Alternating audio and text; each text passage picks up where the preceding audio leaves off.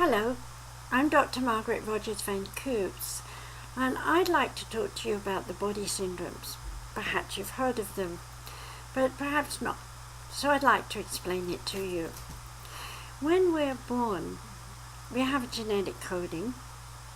We then learn how to focus emotionally, mentally, and physically on the people around us, and slowly we copy them. And over time we develop behavior patterns. For example, you can see mum, dad and sister sitting with their head to one side, or they fiddle with their hair in some way. We see lots of habits mimicked in families. But what I'd like you to understand is that while that's going on, we also seem to have some idea about body style, the way we walk, the way we talk. In fact, we even use phrasing that's very similar to our parents. We also go to school and we copy other kids, and before we know it, we have developed all sorts of behavior patterns. Some of those behavior patterns can become issues, and as they do, we start to store those issues in our body, and in some way we develop aches and pains over time. So I'd like to talk to you about these body syndromes. I did actually dedicate quite a few pages to it in my book, the Book of Crystal Acupuncture and Tarogram Therapy Diagrams, as well as in some of my other books. But I'd like to share with you right now just what they are, so that you can take a look at yourself and see if you've got any one or more of these body syndromes. So the first one that most of you probably know about is the crying syndrome. We all know about crying. We whine, we screw up our face like this, and our body closes down, we hunch our shoulders, and we start clinging to old ideas in many different ways. Our nose runs, our voice is decades old, if it were, from mom and dad, and ancient history coming out of our mouth, while there's this little child still crying and bewailing all the responsibility and all the different things that go on. So you might be a little bit confused about the crying syndrome. How do you know if you've got it? Well, basically you're going to have sinusitis. You may have problems with your vision because you're busy looking at everything. You might often have some kind of throat issue, like bronchitis down into the upper bronchioles. You might have neck ache. You might be stiff when you turn your head from left to right. So anything that's going from your forehead down to here, where I'm pointing, if you can see my hand, is all in the throat chakra. And of course you speak to yourself and you tell yourself all sorts of things, and then you take that up from your mouth into your forehead and rationalize in your conscious mind all sorts of things. And before you know where you are, you're in allergies. So crying affects your sinuses, your mouth, your nose, the back of your head, and on down to your throat. But of course, that part of your body is connected to the rest of you. So aches and pains are deferred on down through the nervous system right to your tippy toes. Now, perhaps you have what we call the clinging syndrome.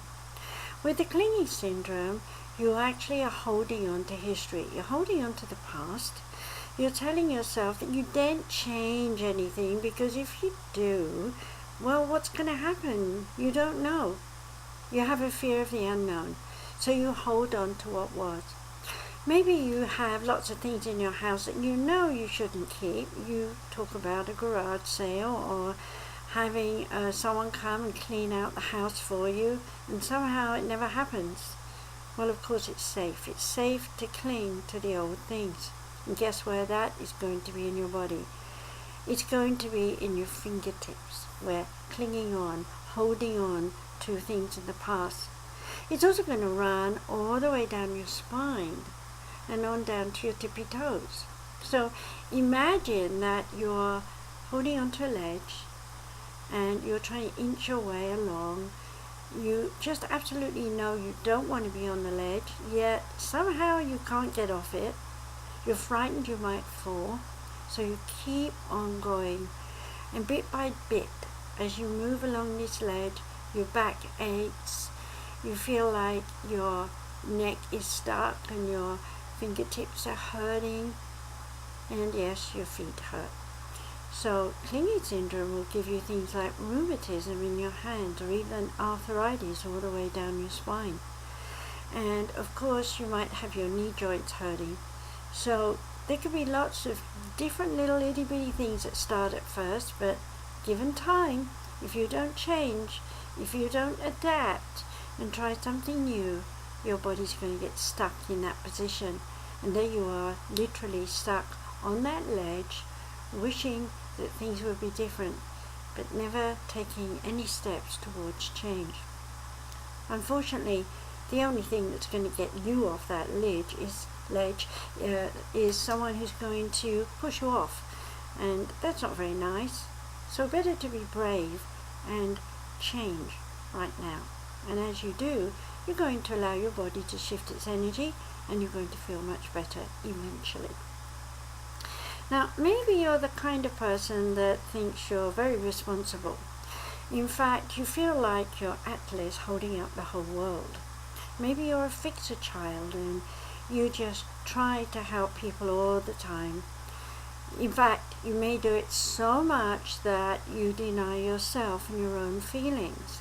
And you may be thinking, I'll never be free of all these things I have to do. I'm at work, I have to worry about the employees or what my boss is going to say. And then I go home and I have to worry about whether my kids are fed or my husband wants something. Or I have to worry about my mom and dad because they're getting old right now, and on and on. And before you know where you are, you're worrying about your country, you're worrying about the future, you're looking back at the past, you're comparing what might happen now and next week, and on until you're burdened so much with so many things going on that your shoulders ache. They're stiff, you can't move them, you're losing your flexibility, and your upper arms hurt a lot, and maybe right down to the middle of your bra line if you're a woman, or the middle of your chest if you're thinking manly things, and that part is like a pain, a triangle right across the back. It's as though you're wearing a yoke, and you just feel that you cannot shake it off, and it doesn't matter how many exercises you do, you just can't get rid of this tight neck, tight shoulders, and tight upper back.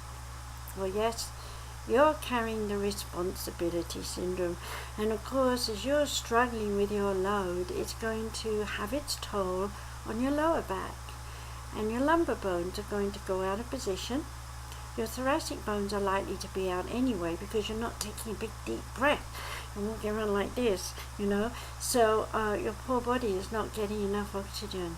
And then, of course, you feel so tired and so exhausted. And yes, the backs of your legs ache because of the strain of carrying the world on your shoulders. So maybe it's time for you to make a decision to change. Put down the responsibility syndrome. Put away all those rational ideas that you've carried that have said that you just have to keep on carrying this burden. Let the people go. Sometimes you have to let people fall over in order for them to realize that they can manage on their own. And yes, you might have to learn that you can manage without those people needing you, which means you'll have plenty of time to do all sorts of things that you have wanted to do and have never done before. Okay, so maybe you don't have those three. Maybe you feel like you're guilty all the time. Maybe you feel like your your womanhood, your sexuality, or your manhood is at risk. Maybe you don't feel you perform very well in that part of your body. Or maybe you just feel like you're in a mood to fight.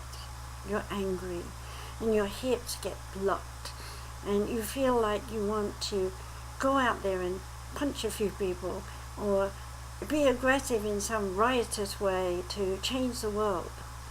Whatever you're thinking about, what you're actually telling yourself is you're in the fight syndrome.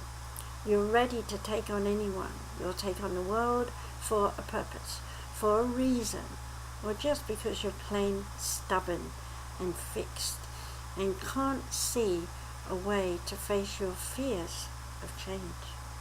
Yes, people who fight a lot are full of my mouth. People who fight a lot are afraid, to let themselves change. They rationalize, explain, excuse, and justify why they believe what they believe and why they're doing what they're doing. And if they can't get anyone to understand, they're going to jolly well go out there and fight for a cause and make other people understand. If we're in a family situation, you often see them fighting one another. Well, who's right? Who does really know? Maybe you don't.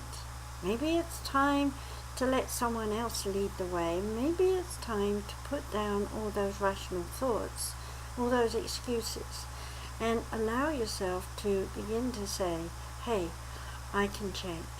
Now, you noticed earlier on that I kind of fell over my words. Well, that's not unusual when you're thinking about the fighting syndrome. People come out with a lot of garbled, see, I'm doing it again, can't find the right word.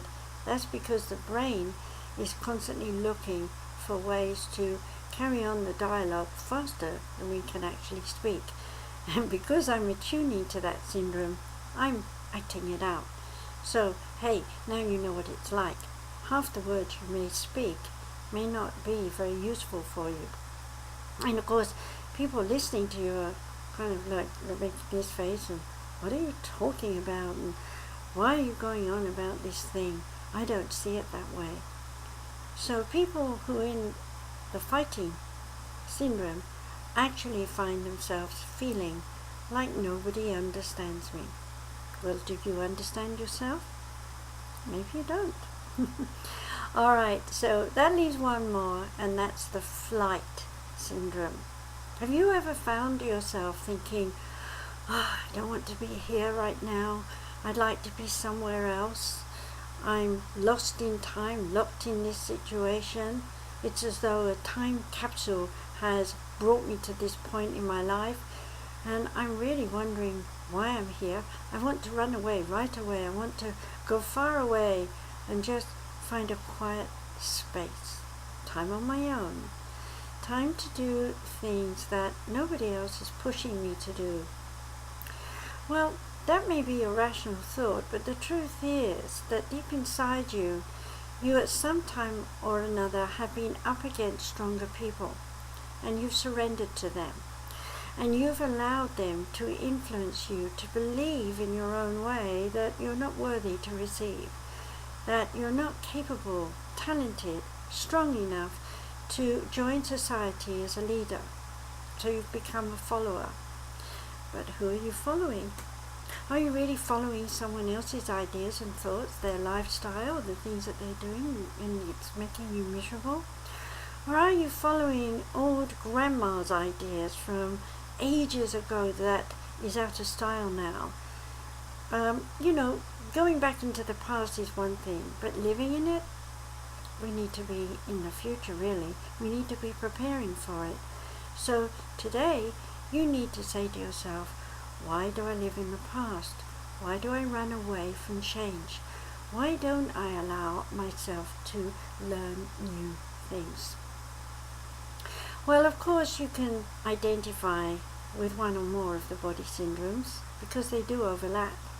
And they do correspond with the major chakras. There are 7 major chakras: crown up here, third eye, throat, heart, and of course you can't see below, but waistline, solar plexus, and down between your legs is your root chakra. And running waistline from left rear, behind me here, to right front, in the front of my body, is what we call the spleen chakra. And the spleen chakra's job is to balance the energy of the other chakras. Now, not many people talk about it, and it is a very important chakra.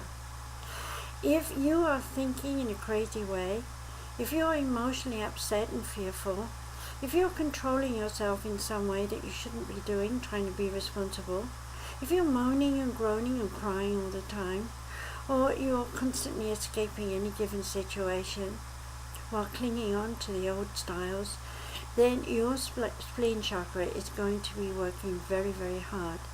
And of course, given time, deep inside your body there is your pancreas and your liver, and it's working very, very hard. So you need to be kind to yourself, and you need to allow your mind and your heart to be in balance so that your spiritual self can balance your fears, your pains, your angers, and your guilt, and bring everything into harmony so that you can say every day of your life you feel happy that you are alive.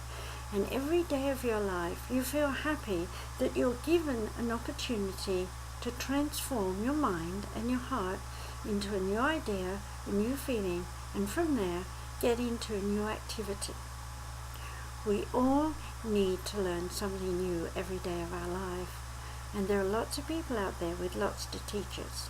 So have an open mind and trust yourself that you can change, especially in this time now. With 2012 coming, you'll need to change. You need to adapt. So until we meet again, remember, face your body syndromes, face your fear, pain, anger, and guilt, and get on with your life. Be happy.